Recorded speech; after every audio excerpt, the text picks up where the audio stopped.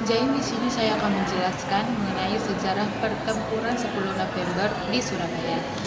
Nah, latar belakang dari pertempuran 10 November 1945 di Surabaya ini dilatar belakangi dengan awal terjadinya pertempuran Surabaya dilatar belakangi dengan adanya kedatangan pasukan sekutu pada tanggal 25 Oktober 1945 yang tergabung dalam AFNA atau Island Forces Netherlands East Indies. Kedatangan pasukan AFNA ini ke Surabaya, tepatnya di Tanjung Priok, dipimpin oleh seorang jenderal yang bernama Brigadir Jenderal Aubertin Walter Bertin Malabi yang kemudian membuat sebuah pos pertahanan. Lalu latar belakangnya adanya perintah pasukan sekutu tersebut membuat masyarakat setempat di Surabaya marah dan menolak untuk menyerahkan senjata yang mereka miliki kepada pihak sekutu tersebut. Hal ini yang pada akhirnya memicu adanya gerakan dari masyarakat, khususnya masyarakat Surabaya untuk melakukan penyerangan dalam maksud untuk mengusir pasukan sekutu tersebut. Selain itu, para pasukan sekutu juga pada kenyataannya melakukan tindakan di luar tujuan awal mereka, di mana pasukan sekutu yang kebanyakan pasukan Inggris tersebut pergi menyerbu penjara di Surabaya dalam upaya membebaskan tawanan pasukan sekutu lain yang ditahan di Indonesia. Para pasukan sekutu juga berusaha untuk mengambil alih serta menduduki berbagai tempat vital yang ada di Surabaya. Selanjutnya adalah kronologi terjadinya peristiwa pertempuran 10 November di Surabaya. Kronologi penyebab terjadinya peristiwa ini pada tanggal 9 November 1945 pukul 17.00 WIB, Komandan Pertahanan Kota ataupun Sungkono mengundang semua unsur kekuatan di Surabaya untuk berkumpul di markas Peregolan 4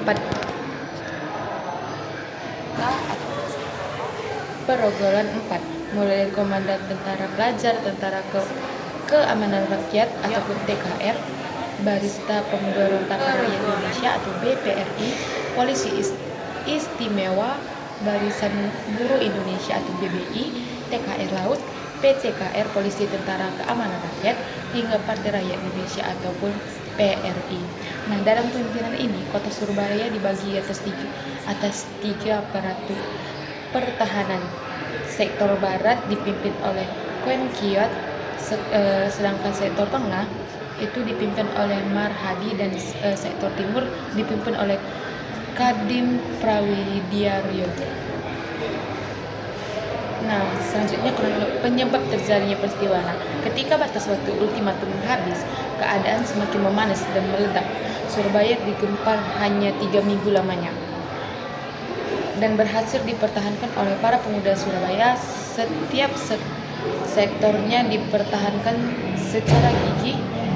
Para arek-arek Surabaya mungkin pun melawan pihak Inggris yang menggunakan senjata-senjata modern besar.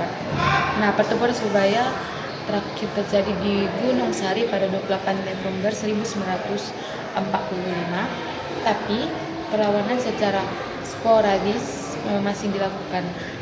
Markas pertahanan Surabaya dipindahkan ke desa yang disebut Markas Kali. Pertempuran di Surabaya telah menunjukkan begitu heroknya pada para pejuang kita untuk melawan kekuatan asing untuk menyerang. Peristiwa itu maka tanggal 10 November diperingati sebagai Hari Pahlawan.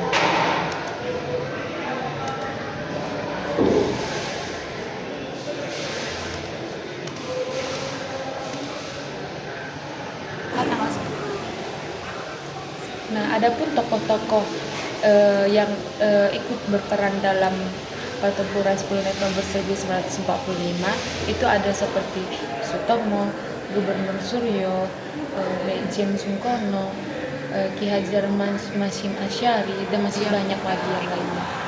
Nah, akhir pertempuran 10 November 1945 di Surabaya berakhir dengan kekalahan pasukan Indonesia setelah 3 minggu perlawanan sengit melawan tentara Inggris. Kota Surabaya akhirnya jatuh ke tangan sekutu pada akhir November 1945. Tapi perlawanan rakyat tidak benar-benar padam. Meski kalah secara militer, perlawanan rakyat Surabaya memberikan dampak besar secara moral dan politis. Pertempuran ini menunjukkan tekad kuat rakyat Indonesia untuk mempertahankan kemerdekaan, serta menarik perhatian dunia terhadap perjuangan Indonesia melawan kolonialisme. Kekalahan ini juga tidak sia-sia karena menjadi simbol perlawanan nasional dan menginspirasi perjuangan di daerah lain. Adapun kesimpulan dari pertempuran 10 November 1945 ini, pertempuran Surabaya merupakan peristiwa sejarah yang sejarah perang antara pihak tentara Indonesia dan pasukan Britania Raya. Peristiwa besar ini terjadi pada tanggal 10 November 1945 di kota Surabaya, Jawa Timur. Pertempuran ini adalah perang pertama pasukan Indonesia dengan pasukan asing setelah proklamasi kemerdekaan Indonesia, dan satu pertempuran terbesar dan terberat dalam sejarah revolusi nasional Indonesia yang menjadi simbol nasional atas perlawanan Indonesia terhadap kolonialisme. Jadi sekian pemaparan materi saya mengenai pertempuran 10 November 1945 di kota Surabaya. Terima kasih semuanya dan sampai jumpa lagi.